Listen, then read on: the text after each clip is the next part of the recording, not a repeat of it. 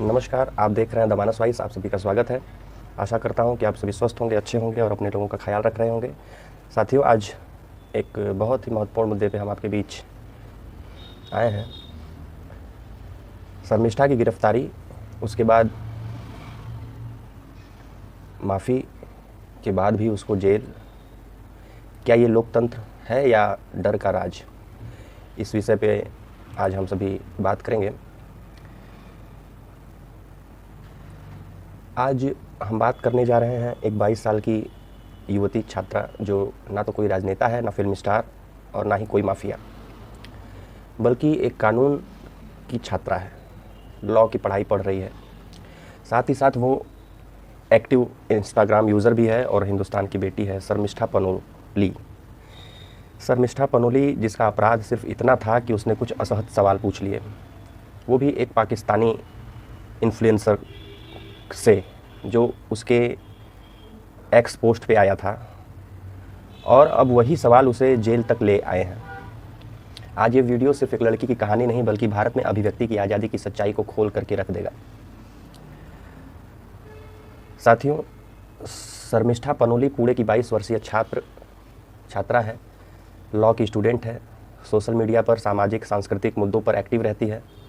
Operation सिंदूर पर viral video में उसके द्वारा जो पूछे गए सवाल थे, जब हिंदू महिलाओं पर अत्याचार होता है तो फेमिनिस्ट गैंग कहाँ होती है? Means feminist gang means Bollywood Khan gang की बात हो रही है यहाँ पर। क्या कट्टरपंथियों के खिलाफ बोलना गुनाह हो गया है? वीडियो को लेकर विरोध, रिपोर्टिंग और फिर धमकियाँ शुरू हो गई उसके खिलाफ। उसने वीडियो को हटाया और बिना शर्त माफ़ी भी मांगी। फिर भी बंगाल पुलिस गुरुग्राम से उसे गिरफ्तार करके ले जाती है। 1500 किलोमीटर जाती है, गुरुग्राम से उसको गिरफ्तार करती है। क्या अब हम ऐसे भारत में हैं जहां एक माफ़ी के बाद भी जेल तय होती है? बहुत से लोग हैं, मोइत्रा जी हैं, तमाम नुपुर शर्मा जी हैं, तमाम लोग हैं, आपकी जो है नेहा राठौर भी हैं, बहुत कुछ बोलती हैं, लेकिन क्या उनके खिलाफ कोई कार्रवाई हुई है?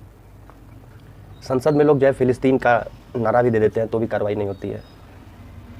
बहुत सारी चीज़ें हैं। आईपीसी की धारा 153A, 295A और आईटी एक्ट के तहत मामला दर्ज किया जाता है। बंगाल पुलिस की असाधारण तत्परता, जबकि बंगाल में कई दंगों और हत्याओं पर कोई तेज कार्रवाई कभी नहीं होती है, आप सभी ने देखा होगा। गुरुग्राम में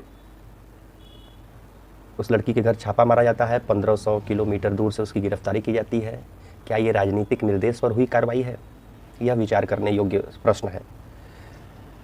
कानून की किताब सबके लिए एक समान होनी चाहिए, लेकिन क्या ऐसा हो रहा है? शर्मिष्ठा पनोली को रेप, मर्डर, बर्निंग की धमकियां मिली।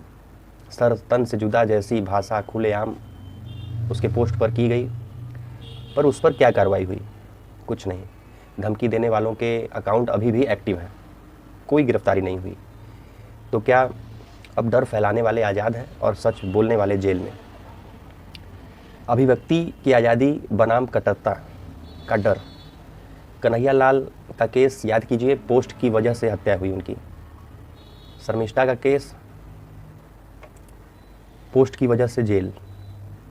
एक को मार दिया गया, दूसरी को कानून से चुप कराया गया।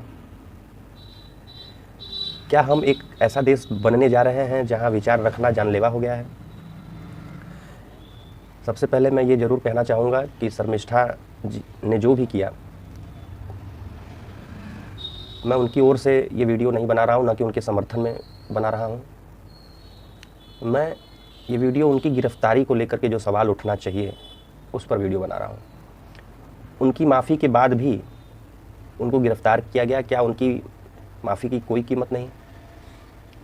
उन्होंने बिना शर्त माफ़ी मांगी और साफ कहा, किसी धर्म को आहत करने का मेरा उद्देश्य नहीं था और होना भी नहीं चाहिए किसी भी देशवासी को।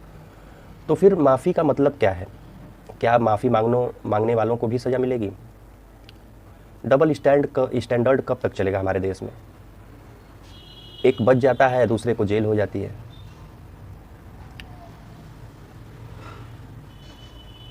सयानी घोष, महुआ मोइत्रा, राना आयूब, हिंदू धर्म के खिलाफ इन्होंने खुलेआम बयानबाजी की, लेकिन इनकी गिरफ्तारी आज तक नहीं हुई। एक कॉमेडियन के द्वारा शिवलिंग और भगवान राम का मजाक बनाया गया, लेकिन कानून मौन रहा। तो क्या ये कानून धर्म देखकर फैसला करता है? ये देश धर्मनिरपेक्ष है, लेकिन क्या अब सेकुलरिज्म एक तरफा हो गया है? जनता की क्या प्रतिक्रिया है? इंस्टाग्राम और रील्स पर, सोशल मीडिया पर, ट्विटर, इंस्टाग्राम, यूट्यूब पर लाखों पोस्ट शर्मिष्ठा के समर्थन में, कंगना रनौत, विवेक अग्निहोत्री और कई प्रमुख हस्तियों का बयान, लेकिन मेन स्ट्रीम मीडिया चुप है। क्यों? अगर आज शर्मिष्ठा के लिए नहीं बोले तो कल आप भी चुप कराए जाएंगे। ये सिर्फ शर्मिष्ठा का मामला नहीं है, ये पूरे देश के लोकतंत्र की आत्मा पर हमला है। क्या अब सच बोलना अपराध है? क्या संविधान अब सत्ता की सोच से चलता है? लोकतंत्र में सबसे बड़ा डर ये होता है जब जनता को डरा करके चुप करा दिया जाए। हमारे उत्तर प्रदेश में नेहा सिंह राठौर जी हैं, जो मन में आता है वो बोलती रहती हैं, लेकिन फिर भी उनके खिलाफ अभी तक कोई कार्रवाई नहीं की जा रही है, जबकि लगभग उनके हर पोस्ट से राष्ट्रद्रोह की बू आती रहती है। हम हमेशा कहते हैं किसी भी धर्म का अपमान नहीं होना चाहिए, लेकिन कानून का तराजू सबके लिए बराबर होना चाहिए। अगर एक धर्म के लिए जेल है तो दूसरे धर्म के लिए भी जेल होनी चाहिए, वरना सवाल तो पूछे जाएंगे। क्या अब संविधान भी विचारधारा देख करके फैसला करता है? मैं पुनीत काशी वाले Mishra ji the Manas voice से कहता हूँ, इस वीडियो को हर उस शख्स तक पहुँचाइए जो लोकतंत्र में यकीन रखता है। अगर आप शर्मिष्ठा के साथ हैं तो कमेंट में लिखिए, नहीं भी हैं तो भी लिखिए, क्योंकि अभिव्यक्ति की आज़ादी सबका अधिकार है। मिलते हैं अगले राष्ट्रवादी वीडियो में। जय हिंद।